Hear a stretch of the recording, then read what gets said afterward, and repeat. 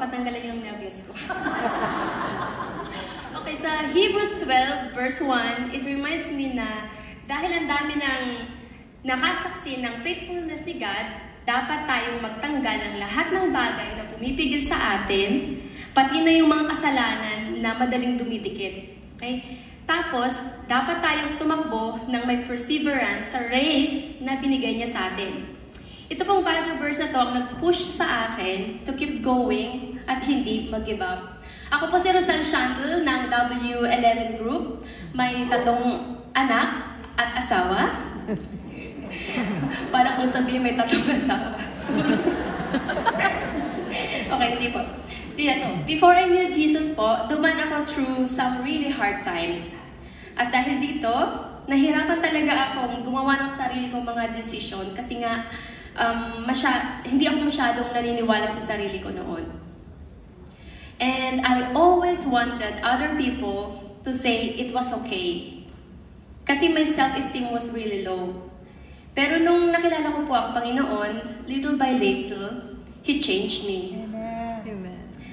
But even then, I still made mistakes. May mga kasalanan pa din. I had 2 kids before getting married. And their dad and I separated when my youngest, si Maya, was 3 years old. And I was a single mom for many years, pero patuloy pa rin ako lumalapit sa Diyos at nagpapabago sa Kanya. One night po, I had a dream na nahuhulog ako sa cliff sa bangin, pero bago ako malaglag, nakahawak ako sa branch sa sanga. And doon sa dream ko, I feel like giving up. Gusto ko na po talagang sumuko. Pero may voice na nagsabi sa akin, let go, trust me.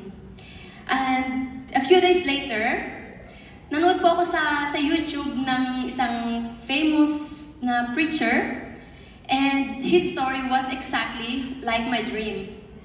And naintindihan ko po yung meaning nung napanaginipan ko, and that's when I really started to really pursue and obey God. Pero alam naman natin na hindi siya easy. Yeah? My 2 little kids were small, like Maya, yung youngest ko dati. Ayaw niya sa Sunday preschool. So, back then, sinabi sa akin ni Pastora Marlene, samahan mo. So, I did. So, almost 3 months akong nasa Sunday school every Sunday noon. Tapos nga, I was a single mom at that time, and I worried about what other people would think of me. Sino po nakaka-relate? So, pero nagpatuloy pa din ako going to church and Bible studies. Then I told myself, Rosel, tama na. God is the reason why you're coming to church. And from then on, I didn't care anymore that other people thought of me as a single mom. Then I kept going. I went to Encounter God retreat in Gutenstein pa dati. Then I got water baptized. And I even finished the SOD, the School of Discipleship. And yung time po na yun, kasama ko po weekly yung mga anak ko sa SOD class. Kasi walang mag-aalaga sa kanila. It was really hard sometimes, pero nagpursige pa din po ako. Even going to Bible studies sa iba't ibang places, even kahit naulan, kahit malakas yung snow, kahit mainit, tulak-tulak ko po yung stroller ng mga anak ko, tapos kami pa po yung nauuna doon sa aming traffic. Yeah. I even became a Sunday school teacher for the preteens and started sharing God's Word in our Bible studies. Then I reached the point po na where I wanted my family to be together again, and talagang pinag-pray ko po siya kay God, and I want my family back, but I also wanted His will to be done. Yeah. Kaya 5 years later, my kid's father and I talked and agreed to co-parents our kids. So 2 years later po, we reconciled and got married. So glory to God. Yeah. Yeah, that is sweeter the second time around. 1 year later po, I got pregnant. Pero nawala po siya when I was almost 3 months.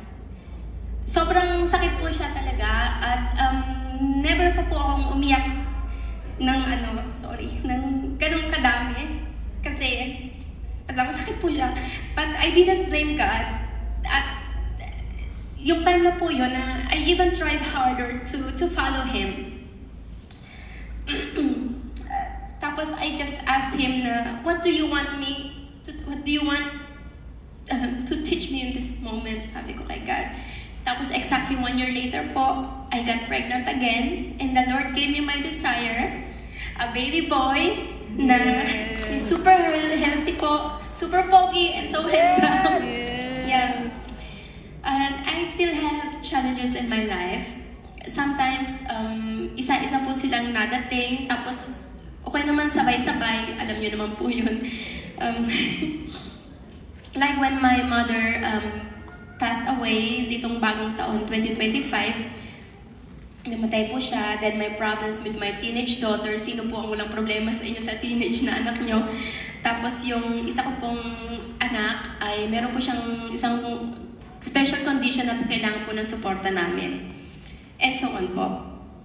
Pero, hindi pa din po ako tumigil in pursuing God and perseveres in serving others sa pamamagitan ng children ministry because I have seen that God's promises are true. Amen. Yeah? The more I pursue God, the more I persevere in my faith because He has already proven His faithfulness in my life. And of course, because He is my Abba Father, my Almighty God, my Jehovah Jireh, and He is good forever and ever po. So to my friends, to dudes, sa Aya, and to everyone here, at sa mga kakilala niyo pa po na kailangan ng encouragement, let's not think of our children or trials as hindrances to getting closer to God. Kasi He can even use them as instruments po for you to know Him better at magkaroon ng deeper relationship sa Kanya. Amen. And not just for us, but for our children and others to know God too. Dati po, nagtatanong yung mga anak ko na kung anong gagawin namin ng Sunday. But now po, ang tanong na nila, Mama, saan tayo mag-church? Sa malaking church o sa maliit na church? Thanks for listening po, and all the glory and honor to Him alone. Thank you.